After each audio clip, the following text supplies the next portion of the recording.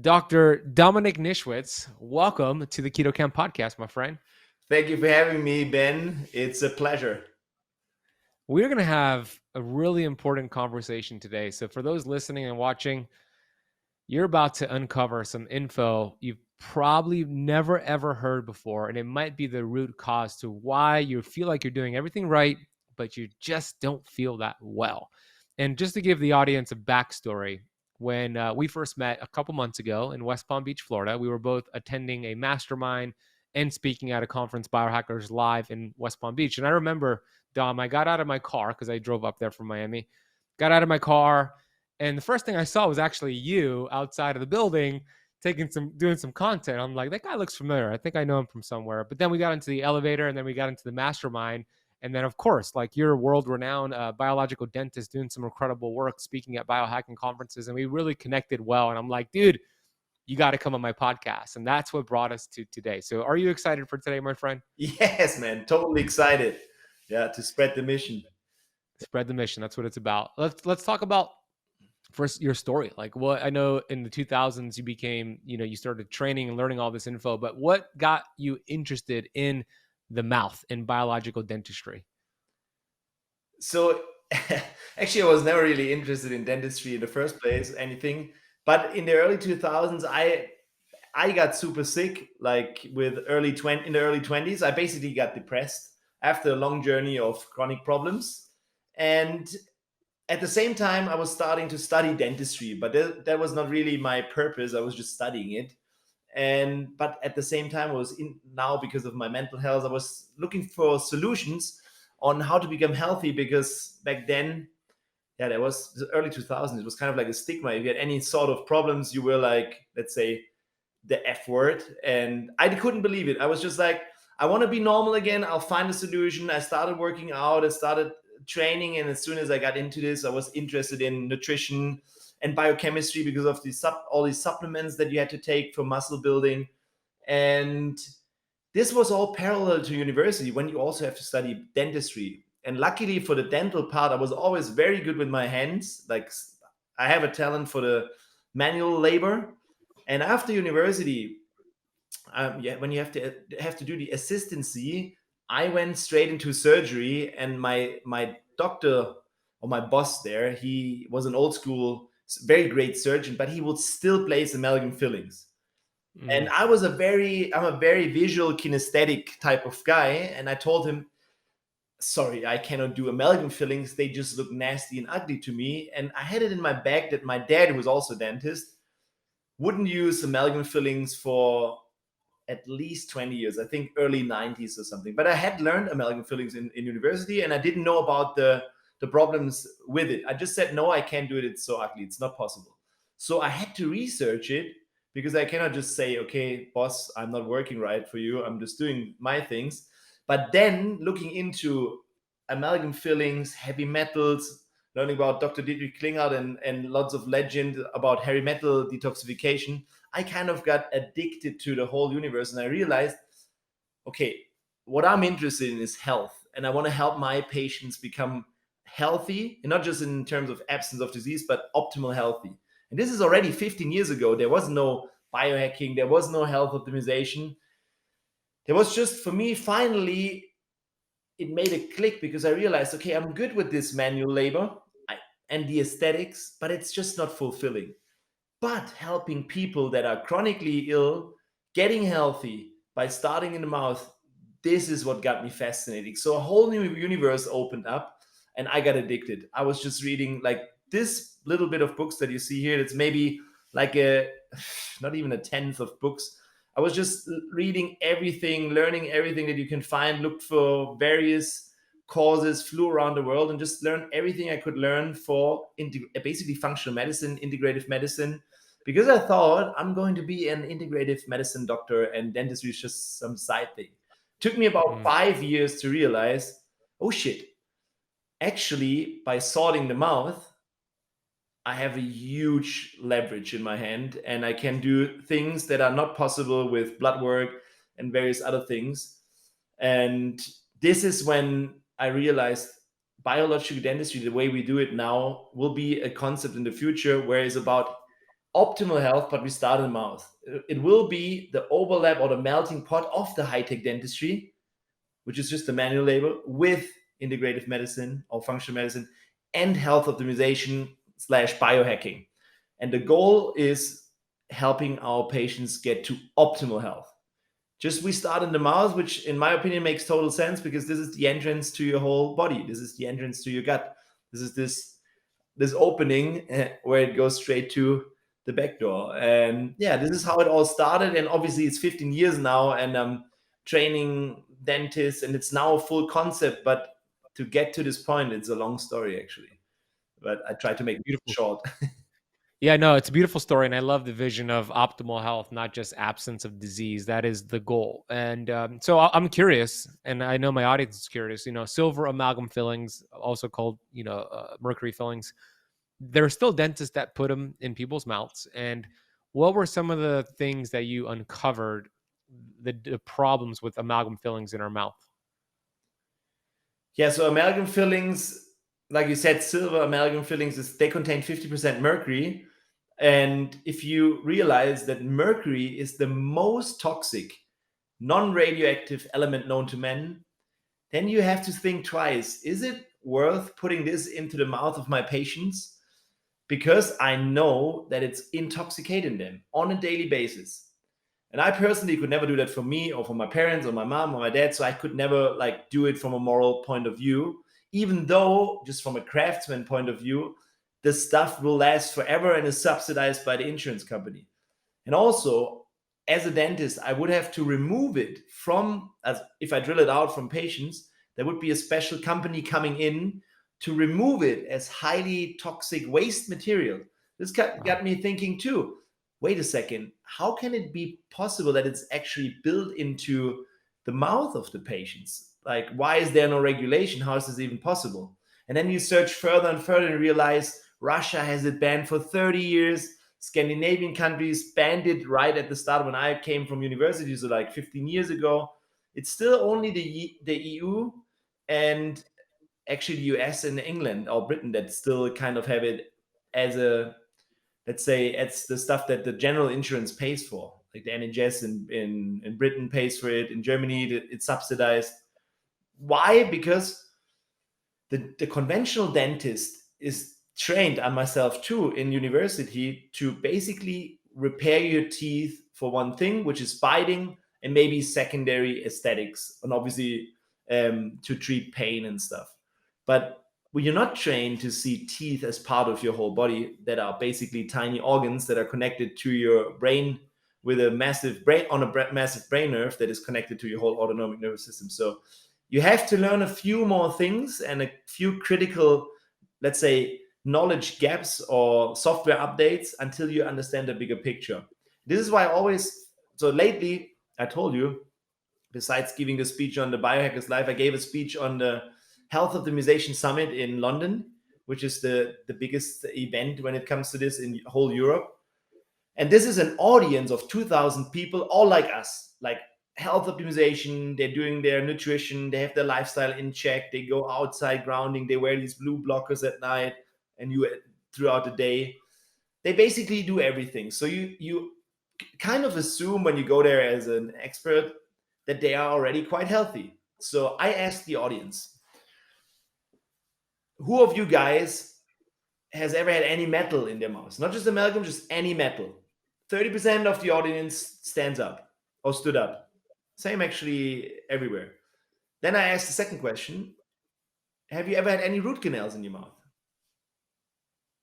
66% of the audience stood up. And the final question is always, did they remove your wisdom teeth when you were growing up? Mhm. Whole audience stood up. 500 people in the audience, at least from 2000, standing up in a audience that is already like primed to know what's happening.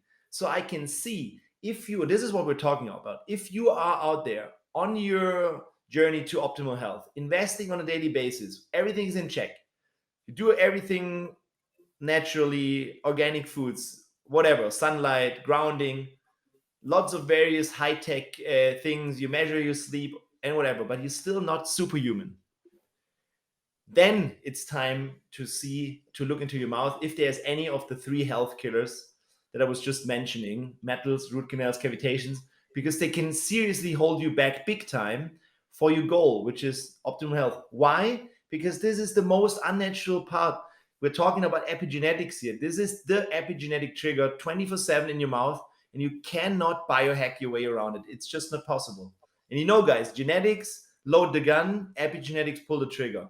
So this is something, that's why these questions make sense, because you didn't come to this world with metals in your mouth, root canals, or cavitations. Yeah, the nature has it right. You have perfect, healthy teeth. On the way you ruined it, you had to go to the dentist. That's also, again, epigenetics that lead to this. So it's the whole concept of biological dentistry in the future is that we kind of put ourselves out of business. Yeah, so that we don't need to repair and drill, fill, and bill anymore, and that we become doctors that help people optimize overall health. And I believe every health coach, every doctor, naturopath, whatever profession, should know that the mouth is a big part of the body, and it's actually body. And this is the key message here, that we have to start there, because this is where everything starts. I agree with you 100%, Dom. And you're right. Most people in the functional health space, holistic doctors, they miss this completely. They don't ask the patient if they've have silver fillings or have they ever had silver fillings. Did their mom have silver fillings when they gave birth to them? Because the dangers of how that passes on. There was a study called the DRASH study that showed the amount of mercury in mom's mouth from silver fillings was proportional to the amount of mercury in the baby's brain.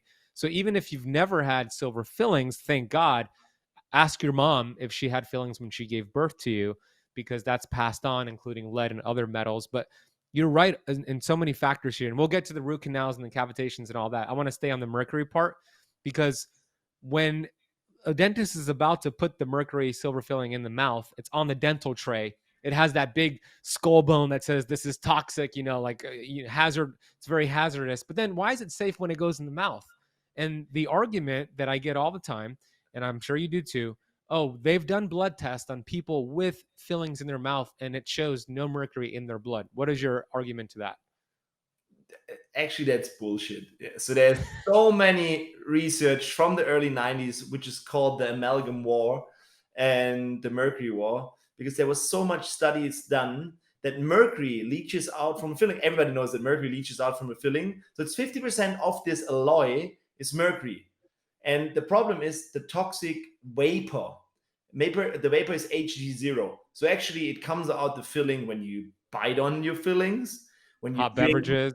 hot beverages, acidic beverages, when you go to the dental hygienist, when you brush your teeth, when you do whatever, it just comes out. It's about 2 to 3 microns or micrograms, which is a thousand. No, it's a million. No, wait a second. Yeah, you know what I mean? MCGs per day. So it's really not a big amount, but if you know that one molecule already destroys nerves or nerve tubulin in the dish, it doesn't make sense to have it there. And if you also know that it's the most toxic non-radioactive element, so the mercury vapor basically goes through everything, through your cell membrane, directly into the nucleus. And the only chance actually for your body is to get rid of this by when the cell dies. And also in the brain and in fatty tissue, there's catalase activity that oxidizes the Hg0 vapor into Hg2+. So usually the half-life of mercury in your tissue is about 16 to 32 years, but some people are missing critical key enzymes to detox, and they have it there forever. And if you ideally, when you have a little bit more body fat, most toxins are stored in body fat, but people with like more athletic people, and there's a few of them in history, oftentimes develop neurological diseases. And a contributing factor, I'm not saying it's the main cause, is always mercury. For example, Parkinson's, like what is it? Yeah, Muhammad Ali, for example, Parkinson's. So if you have not a lot of body fat, where is your fat? Nervous brain. Yes, and you inhale that stuff. Yeah. Studies showing that the pituitary gland of dentists is full of that mercury, which leads, obviously, imagine your pituitary gland for what it is there for. Imagine there's suddenly mercury attached to it and it doesn't work anymore. So there's no connection to adrenals. It also renders your thought processes. It's very much linked to depression and mental health issues. It's just something that, in my opinion, should never be in your body, especially not in your mouth, in the teeth on a daily basis, intoxicating you for 10 years, 20 years, 30 years. And it's still, even though our environment is loaded with mercury, we cannot be mercury free anymore. It's almost impossible. But the main source is still the mercury amalgam filling. It's not Yeah, a silver filling. by far, it's the fillings in the mouth, versus like vaccines and tuna and fish. That also has mercury, but it's the mouth that has the highest concentration. See it like this. So fish is always a theory of people, like fish is full of mercury. Yes, the bigger fish like tuna, saltfish, they contain it, but it's already been methylated and it's stored in the fish. So it's not an active version like the one that is intoxicating you on a daily basis, vaping out your filling when you grind and chew it. And this vapor goes into your cells. And also this vapor can combine with other, let's say you have a root canal underneath an amalgam filling. This is actually the worst, because then you have the bacteria metabolites or sulfur containing metabolites like thioethers, mercaptanes, and they combine with mercury to something super toxic called methyl mercury, or actually even dimethyl mercury. There's actually dye in it. Just kidding. But Google Karen Weatherhan. She was a chemist. Note this down. Karen Weatherhan was a chemist. She worked with dimethyl mercaptane. Dimethyl mercaptane, and to render genetics or work on genes. So really like alter the stuff. And she got one drop on her glove. And that stuff is so toxic, it goes through the gloves directly into your bloodstream. And it's depending obviously on the dosage. But she died. It wasn't possible to chelate her out of it. It was just too much. 6 months from it, she died. Because the cell, you cannot help it anymore. Obviously, you will not produce this high amount of dimethyl mercaptane in your, let me see in German. It's dimethyl mercury. Yeah, you know what I mean. Dimethyl mercury. Yeah. And people it's just too assume on it. Yeah. They assume this, Dominik. They're like, well, I've had my fillings for 20 years or 30 years. There's no point of me getting them out now. But to your point, 16 to 32 years half-life of it in your tissue, if you could detox properly. Most people can't.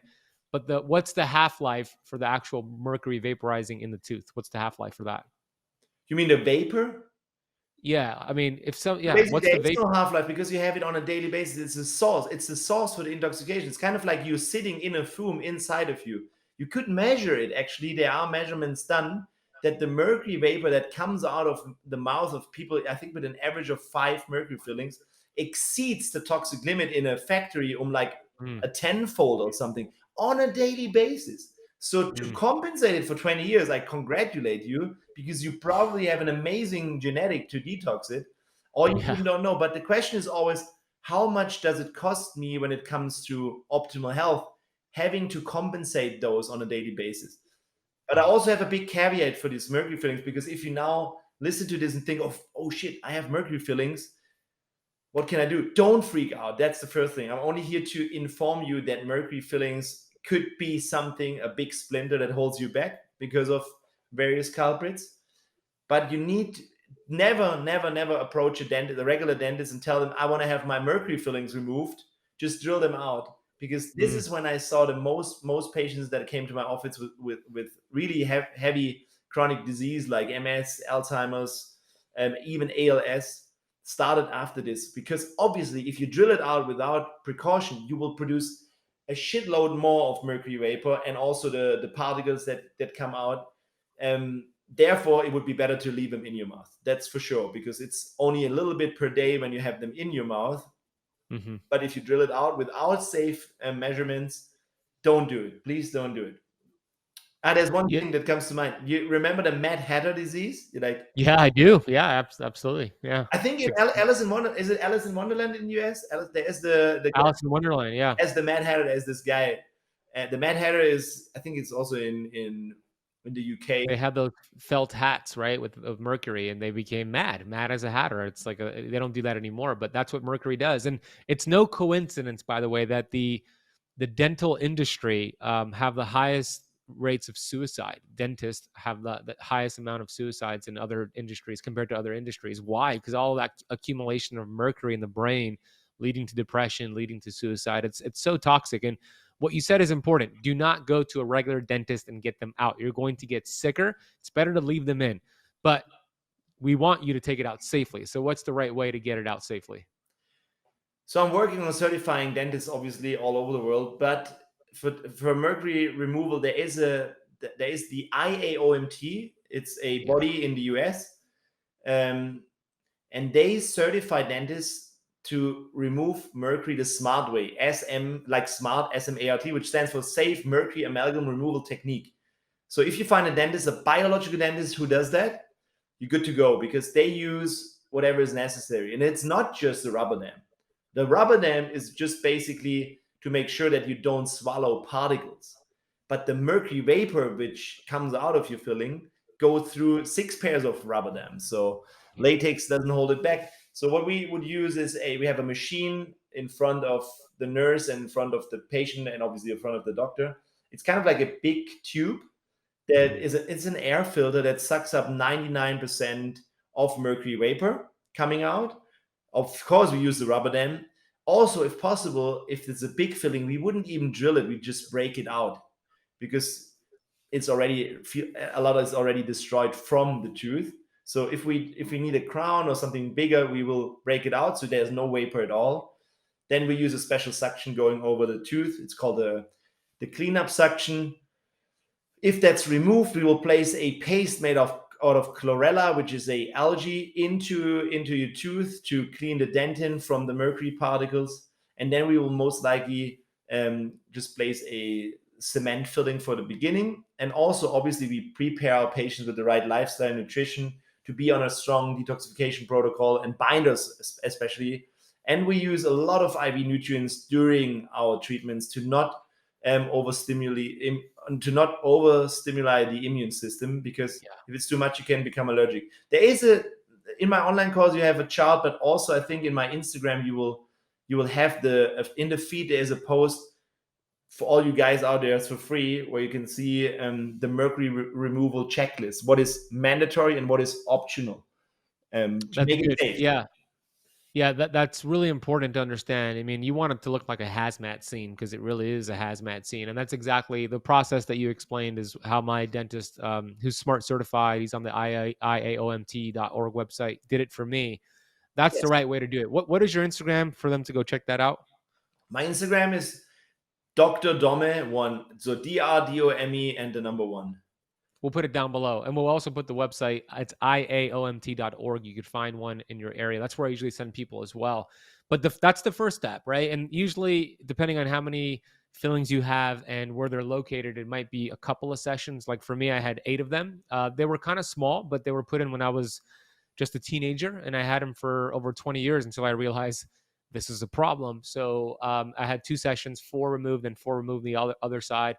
That's the first step, getting them removed properly. But as you said, the next step is, okay, now let's detoxify the mercury that's in your tissue, the hypothalamus pituitary, and out of your body. So that's the second step. Don't forget about that part. Yes, I add one more thing. So don't start detoxification right after the mercury, because when you start detoxification, you want to make sure that you have none of all the health killers in your mouth anymore. So for a couple of time, because for example, root canal also contains various sorts of different toxins that could interfere with your detoxification. So make sure you clean out everything and then wait until everything is healed, and then you measure and do detoxification afterwards to make sure it's all at the same time. But one critical point is always never, never, never approach any chelation or anything like that as long as you have mercury in your mouth as the root source.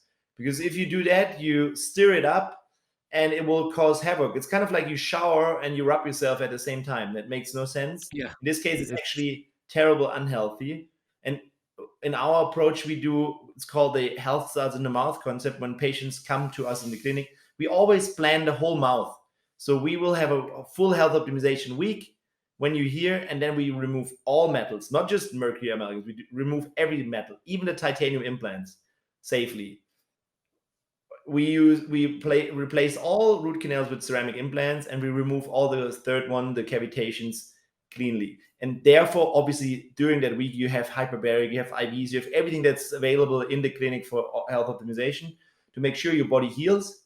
And then when we see you again after 3 to 6 months, then it's time to look to if we can further detox your cell, because the mouthpiece to take that stuff out of you is a huge detoxification already. So it's Yeah. not necessary to do all at once. Just say Yeah. this as a precaution.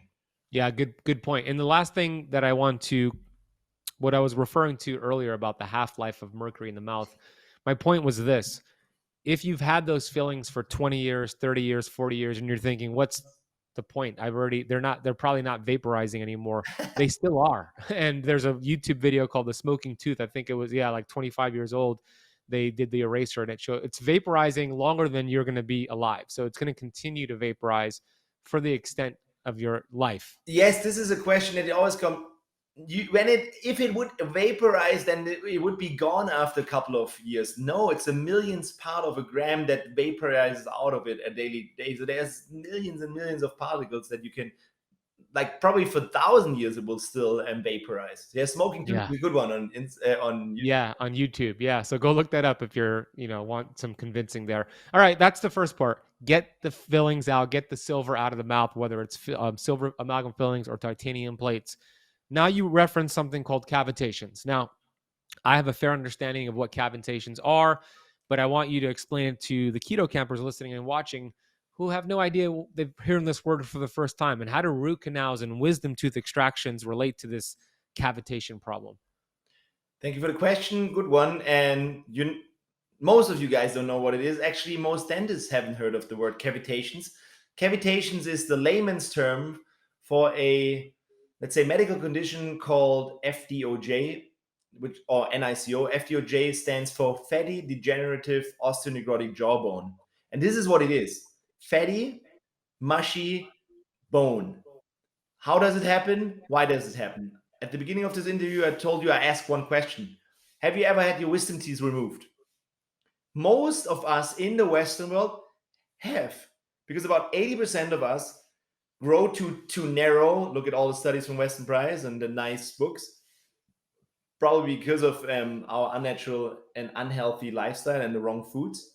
And Mhm. therefore, we have no space for them. And in order to get our braces, we probably get our wisdom teeth removed in between 14 to 21 years old. Mhm. Most of the time, you just have an appointment with your surgeon, and you wake up and your mom tells you, "Hey, go take out your wisdom teeth." At least this was it for me. And everybody had their wisdom teeth out. So for me, it was just normal. Okay, I need my wisdom teeth out. It's kind of like a schedule in school already. Okay, this guy needs his wisdom teeth out. He will be off for 1 week because his cheeks will be that big, and Yeah. he barely can swallow or speak, or it will be painful. And Yeah. actually, it was So like that. so common that everybody could relate to going through that. I went through it myself. It's so common and so normal, quote unquote normal. Yes, and also I'm a trained surgeon. So what we learn is how can we remove these wisdom teeth as fast as possible. Why? Because otherwise insurance doesn't cover it, and then it's no money business. So Mm. huge surgeon, huge cuts, huge swelling. Also, as a dentist, you never prepare your patient before the surgery in order to heal well. That's why about, let's say, 50% of all juniors develop a dry socket, which means massive pain because it just doesn't heal, or it is pus and inflamed, and you get antibiotics and whatever. So it just doesn't heal. Why? Because you didn't do the due diligence. We don't know, or most dentists are not trained in this. That's my specialty: how to prepare patients with the right nutrition, the food design concept, the bone healing protocol, so that it really heals. So it can happen after every tooth extraction. So also root canals come into play. But which teeth are most likely removed? For all of you guys out there that think they have the perfect set of teeth, no cavities, no root canals, nothing, wisdom teeth. Mhm. Think about that. Have you ever had your wisdom teeth removed? These teeth will probably in 99% of all cases lead to something called cavitations, FDOJ, a chronic silent inflammation in your jawbone, here directly in your jawbone, surrounding a brain nerve, which is called a cranial brain nerve, which is called trigeminous nerve. And this brain nerve can transport the cytokines, the ongoing cytokines, all these viruses, parasites, and anaerobic bacteria, whatever you find in there into your brainstem 24/7, in the ganglia, in your hypothalamus, in your pituitary. And also there's always a part, the parasympathetic nerve, going with it, and therefore it's related to your whole body and can make you chronically fatigued. You can have skin eczema, you can have thyroiditis, you can have androgen problems because of high loads of chronic stress. So what it mostly does is activating your adrenals, depleting it over time, because it's a silent inflammation. That means it's not acute, it doesn't hurt, it's not painful or pus is coming out where you know what to do as a doctor. You don't even feel it here, but you maybe have a frozen shoulder or all the other symptoms. And the problem is it doesn't go away. It's in there and nobody knows about it. And therefore, it's so critical to remove it, because whatever we talk about in functional medicine or health optimization, if it's cytokines like IL-6, TNF alpha, NF kappa B, or chronic fatigue, or neurochemistry, neurotransmitter deficiencies, or testosterone optimization, HRT, you could always point in towards oral interference or stuff that stresses your body 24/7, puts your hypothalamus pituitary axis, like your stress axis, in ongoing fight and flight mode. Yeah. And nobody knows about it and you don't feel it. And on an energy level, the meridian system, like every tooth is connected to a meridian. The wisdom tooth area is quite special because it's related to your central nervous system, your heart, and your small intestinal meridian. So again, chronic fatigue, usual suspect; thyroiditis, usual suspect; androgen depletion, usual suspect; not sleeping well, lack of deep sleep or REM sleep, usual. So like it's a trigger, an ongoing silent trigger, and it's really much important for me that you guys out there know, because you could open up a miracle healing clinic and just do these things correctly and finally help your body heal, which you should have done when you were 14 years old or 15 when they took out your teeth or whatever teeth. Yeah, this is so important, the cavitation conversation. So here's, I'm going to just play devil's advocate here. So here's the argument. Oh, Dominik, I went to my dentist and I told him about this cavitation because I learned about it. So he looked in my mouth, he looked in my jaw, he did an x-ray, and he didn't see anything. He didn't see any pockets, any holes. So I think I'm safe. What would you say to that person? First of all, your dentist is probably not lying to you, but he doesn't know. So he didn't learn it in university, and he also did only a two-dimensional x-ray. There you You go. cannot diagnose a cavitation on a two-dimensional x-ray. You can maybe have a preliminary diagnosis and see it if you know what to look for, but you need a cone beam. A cone beam scan, or CBCT, is a three-dimensional x-ray, which we do standardize for all our patients on the beginning. But this machine in itself, I believe, maximum 10% of all dentists and mostly the surgeon will have one. Problem is, if you don't know what a cavitation is and how to diagnose it on a cone beam, you won't see it. Yeah. And this is a big problem, and the same in Germany. So you need a skilled dentist, and there are unfortunately way too little right now that know about this phenomenon and then also know where it's coming from, how to treat. We also, on top of a three-dimensional x-ray, use something called Cavitation, which is a ultrasound see-through device where you can also, on top of it, use ultrasound waves to see if the bone is dense or not. Only a handful of people worldwide have that right now. So Yeah, we try to be really, you have to see it like this. I'm the pioneer when it comes to biological dentistry. I wrote the book years ago, and I'm doing this consistently for over 10 years, gave speeches all over the world. And obviously for quite some time, I had a lot of arrows in my back from colleagues that weren't, they didn't like what I'm saying. Luckily, this all changed. And now the young and wild dentists come and are getting interested. And luckily also, because I'm very good at the dental part and the vice president of the ceramic implantation of the International Society for Metal-Free Implantology, we do a lot of research. So I speak the language with both sides. I'm a dentist and a naturopathic doctor. So I can explain it research-wise, but I also know, obviously, that research always comes last. But I'm good friends with Dr. Johann Lechner, who is, in my opinion, the Yoda of cavitations. He's doing the research for 40 years. Nobody is listening to this guy. He has great research, but he has one enemy in a big university in Germany, and they fight over this thing all the time, which is ridiculous because it shouldn't be about ego. It should be about information for you guys. You are suffering. I was suffering. I had help. I want to help. That's it. And therefore, I'm here and I'm teaching it and I'm preaching it and I'm living it and I teach other dentists because it's a straightforward system. But the most critical part is actually how to prepare and how to post care your body in order to, for the second time, really heal. Or also Yeah. for everybody that comes in to get their wisdom teeth removed, be prepared because then you will never develop cavitations. That's that Mhm. simple. Yeah, that's the best option. Get it taken out the right way where it heals the right way. But to your point, the 3D cone beam scan, get that done.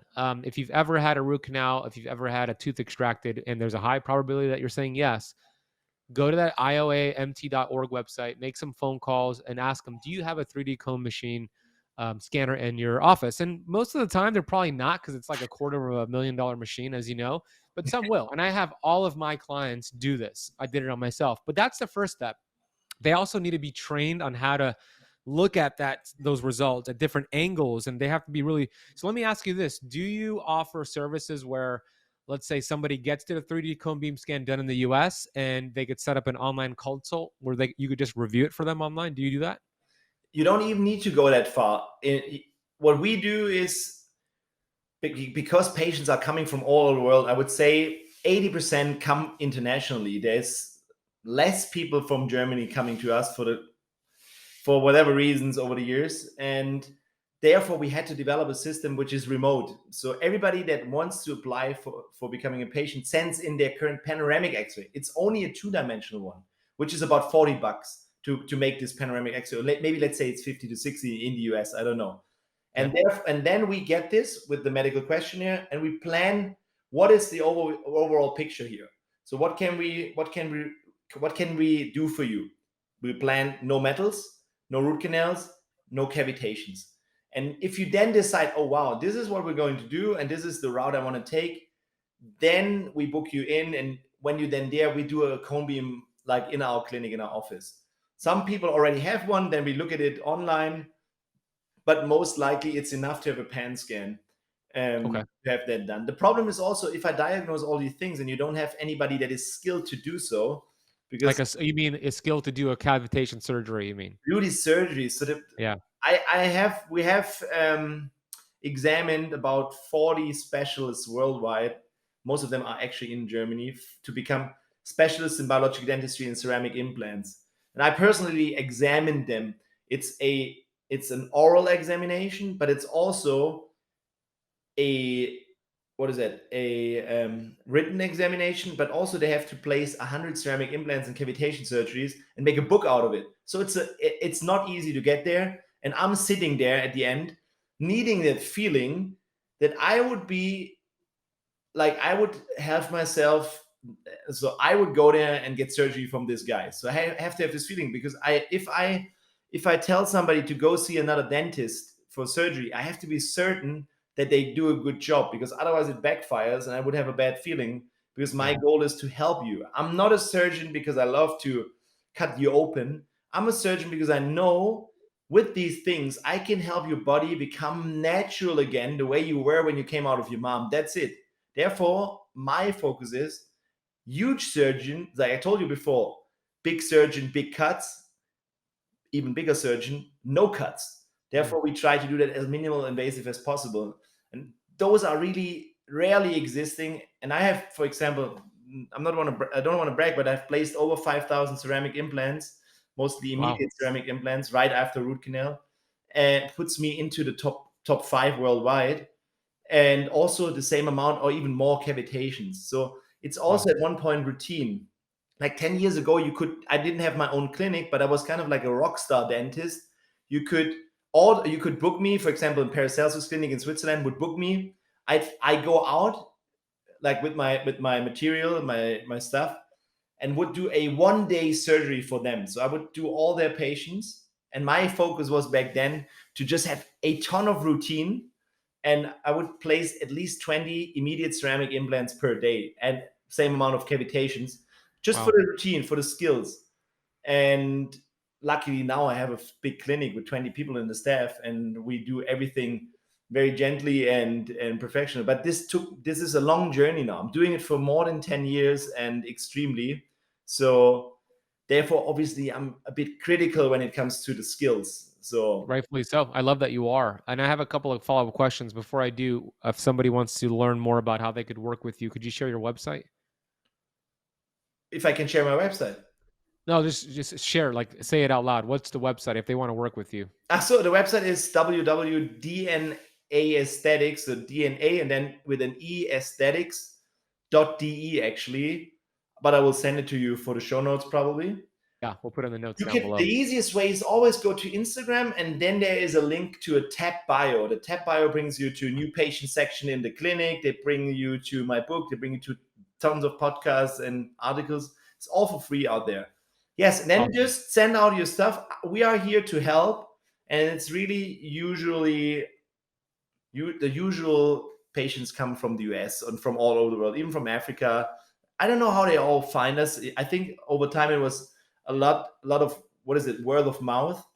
Mhm. And but the goal obviously needs to be now, if this is a huge mission, and I said it out loud that I'm going to help 1 million people, and if we made help the 1 million people, we do 10 million. I cannot do this on my own, and this is not my goal. I want to align and co-elevate with guys like you, with health coaches, with the patients, with other doctors, to make it, to change the way how dentistry and medicine is done overall, so that we finally look for optimal health, not absence of disease. We are very good when it comes to acute things. It's all Yeah. covered. But we are chronically sick. That's the epidemic. It's not the pandemic. It's the epidemic is chronic disease.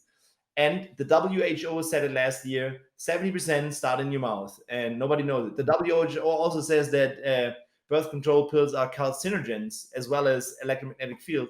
Nobody knows about it. You have to Yeah. just look it up, right? Crazy. Yeah, it is crazy.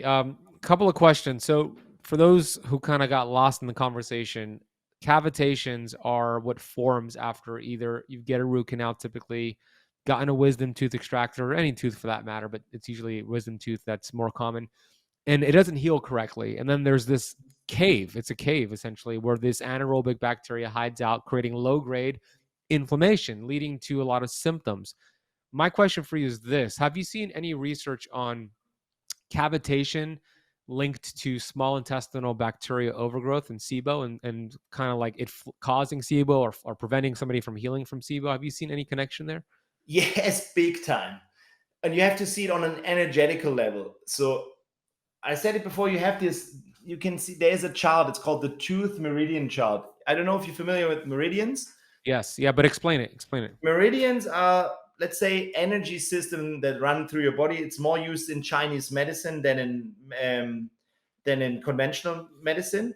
But you could say it's just an overrepresentation of your autonomic nervous system, to make it simple. And every tooth has a specific connection via the autonomic nervous system to organs in your body. For example, this tooth, this incisor, is connected to your bladder, kidney, and all these things. And the wisdom tooth area is directly connected. Now it comes to SIBO, to the small intestine Mm. meridian, heart meridian. Therefore, and it's a ton of pain, and you have to see there's a parasympathetic nerve going with it. Therefore, a lot of people have SIBO or irritable bowel syndrome or eczema, which is kind of the same thing, just representing on the skin. That was actually my problem, having had these cavitations. And Wow. from these cavitations, I personally had a lot of SIBO and bloating and irritable bowel syndrome and massive eczema.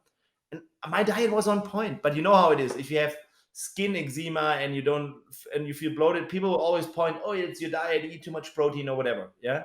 Even though it was already like 100.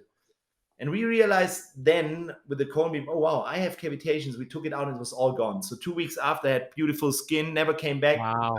I was already nervous in the morning. Every morning I was wake up like Parkinson's. I was afraid I get Parkinson's, like overly nervous, and the skin was like bad, and always whatever I would eat always blow up, had back pain from it. It was just all gone after the surgery. And then obviously I was kind of like the patient number one for our protocol. And then I did the surgery for my surgeon, who said, I'm fine, I don't have anything. Funny enough, 2 days after I did the surgery, what he didn't tell me is that he lost his sense of smell 10 years ago, and he tried everything because he's a dentist. He thought, okay, it's from the mercury toxicity and whatever. No detoxification protocol helped. So I did his cavitation surgery and his smell came back. Wow. Imagine, man, when you see this on your own body, this was when we started to implement it with all patients because we just had the moral obligation to do so. Mm. And this is How more soon? How soon after did his smell come back? How say soon after? How soon after the cavitation two surgery days, did his? 2 days. 2 days after. Oh, It's not, wow. I think 6 weeks after it was fully there. So Wow. insane, dude. You cannot imagine. This is also so hard because I'm the doctor. People will say that this guy is just telling things. But if you would have seen what I have seen over the last 10 years, Yeah.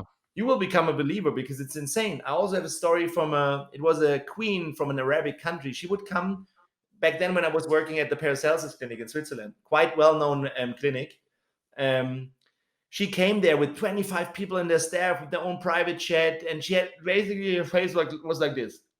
Like Facial, cerebral paralysis, palsy. no Wow. facial paralysis, and kind of like what Justin Bieber had lately. Yeah. Yeah. Yeah. So we were like initially thinking, oh wow, let us see her mouth because she was treated. You can imagine she has money, it doesn't play an issue. So she has seen every doctor in the world that give her the same diagnosis, but no solution. So obviously, because it's a queen and we have to take special precautions. So Dr. Rau from Paracelsus would inject procaine in the areas for ganglia and whatever to see if it gets a little bit of a improvement, instantly improvement. So we did a cone beam scan. What did we find? The 3 health killers: metals, 6 root canals, and I Mm. believe 6 massive cavitations Mm. on the wisdom tooth area as well as other parts. A lot of Jeez. times below root canals are big cavitations too. So what did we do? So we ordered a surgery within 1 week with under full anesthesia, and I wasn't doing the surgery. I was just witnessing it. I was basically standing by because I was so interested, and it's 10 years ago. And she woke up from general anesthesia, and this was just gone. And I was like, That's it's incredible. insane. It's not possible. And this happened over and over and over again. And now for me, this is like my daily thing. It's just normal. Yeah. That's why That is. it's bed and breakfast for us. It's always included. We don't even think about it. So I don't treat you without doing the cavitations because I wouldn't do my due diligence here and would really. That's amazing. I've also seen some correlations between a cavitation. Let's say a woman has a cavitation on the right side, a high percentage that she gets breast cancer on that same side, right? The cavitation Not just side. That cavitation. There's also a good epidemiological review also from Dr. Rao. Also same thing, especially for root canals. So same, the meridian for the breast is the stomach meridian, and Dr. Rao found that 94% of all his patients with breast cancer had a root canal tooth on that adjacent meridian.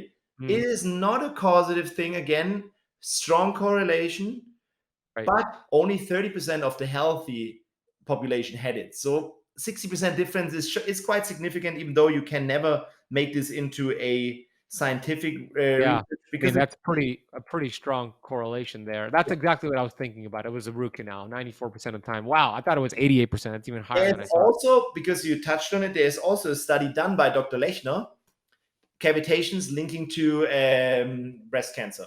Mm, How is that possible? So in the cavitations, besides being a huge dumping area for what you just said, anaerobic bacteria, parasites, virus, fungi, especially in the US, mold lives in there, guys. If you yeah. have mold Yeah. issues, cavitations are number one. Mm, Heavy metals, glyphosates, all get stored in here. It's kind of like a dumping area. yeah. But besides this, there is one, it's not a cytokine, it's a chemokine. It's called RANTS, or you will find it in medical literature under the name CCL5, chemokine lignin 5. And this study is showing that because of a ongoing silent inflammation with overexpression of CCL5, it was contributing to her breast cancer. That's It's a wild. study. It's a research paper in a peer-reviewed. I can send you all the studies. Yeah, we need to wrap up the convo. Please send that to me. But let me ask you these quick, like rapid fire questions. Yeah, of course. Going back to the silver fillings, what are the best options to replace it with? Do you recommend porcelain, ceramic, any other options?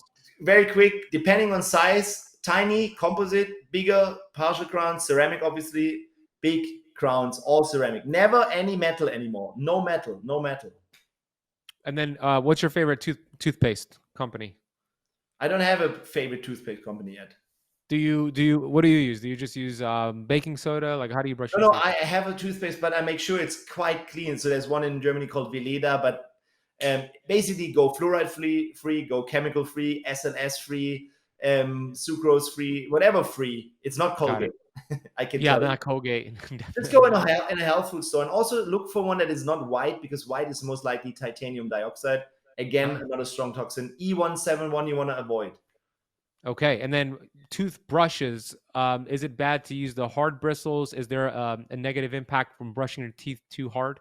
Yes, if you like doing like you're showing, yes, the goal is to just gently rub. I personally don't brush a lot, like maybe once a day, and it's more about your lifestyle and nutrition than about brushing. But if you want to brush, I personally use it's actually an electric one for years because I just have that feeling of very clean teeth by doing it once a day. I can say names, but I think it's a Sonicare or something like that. I'm not Okay. affiliated with anything here. That's the one I use, but I can also clean it with a towel. It doesn't really matter. It just depends on that the biofilm goes off. Saying this, having perfect and healthy teeth, yes. Yes, right, right. You're a little bit of a different If story. you had crown work, if you had a lot of fillings and tons of things, you might need to brush it twice a day. But in the ideal world, healthy teeth hard as stone. I wouldn't use floss. I wouldn't brush a lot, and I would definitely not use chemical mouthwashes. I would just use coconut oil pulling and a copper tongue scraper. That's basically it. So copper tongue scraper. You said flossing. You agree with. What about water pick? I wouldn't floss too much. I would Oh, actually, you wouldn't floss too in much. an Okay. ideal world, I would not floss. If you had a lot of dental work done, you probably need to. I But what personally, if you? I don't. I get food stuck in my teeth, and if I don't, even if I brush, but if I don't floss, I don't get it out. Yeah, you had amalgam fillings and you had dental work done. So if you had dental work done, you probably don't have the teeth perfectly aligned anymore. That's So right. you would need to floss then if something gets stuck. If something gets stuck for me too, I would use a floss or I would use a toothpick. But my teeth are kind of like tied together. There is nothing. Okay. In the real Okay, world, got it. there is So no. until I get my teeth in order, which I'm working on, flossing is okay. Yeah, yeah. Quick caveat with flossing. There is a concept I call leaky gum, which is the same as leaky gut. It starts in the mouth. It's chronic gingivitis, bleeding gums, inflamed. But for most people, when they floss, they rip it open and it's bleeding afterwards. So what you do is you produce a leaky gum in your like leaky gut in your mouth. You have all the bacteria in your mouth, and they travel through that opening in your system. This is how you Mm, find oral pathogens in your hip joint. So that's yeah. the opening. Wow. So therefore, I'm careful with flossing because people, yeah, I'm just bleeding every day a little bit, and I use it 3 times a day. So you kind of micro tearing your tissue all the time. Yeah. Leaky gut is the same thing as leaky gum, and this is where it starts. Interesting. Well, yeah, I don't bleed when I floss, so that's good. But that makes a lot of sense. Last, we got to wrap this up. But you said coconut oil pulling, which I like. But isn't there a problem if you do it every single day? Isn't it like too antimicrobial? Can it have a negative impact on your gut bacteria? No, You don't think so? usually, no, I don't think so. Coconut oil pulling will just basically soothe your whole flora in your mouth. It helps your gums.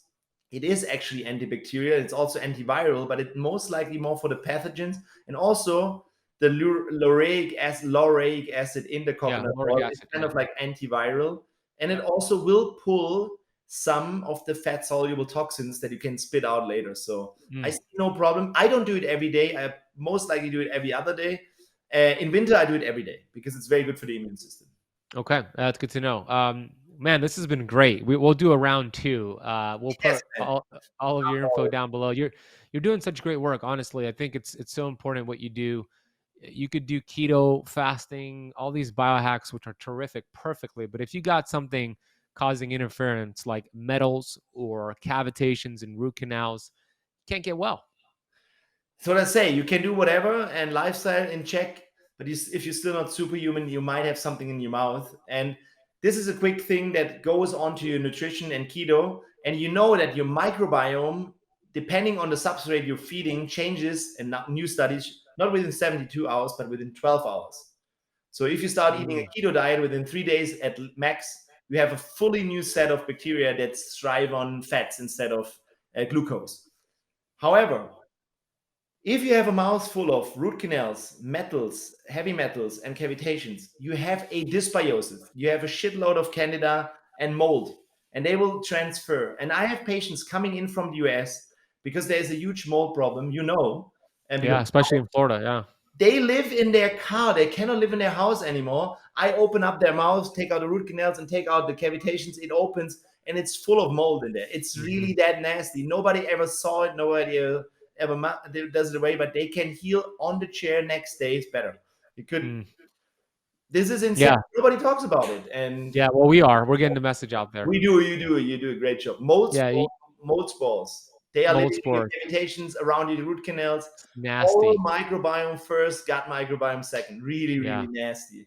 I love it. Well, Dominik, we're going to put your info down below. Go follow Dominik on Instagram. There's a link to apply to be a patient. We'll put that, including your website and everything mentioned down below. Thank you, brother, for coming on the show. We'll do a round two. I can't wait to do a round two with you already. Of course, let's do it, man. It's amazing.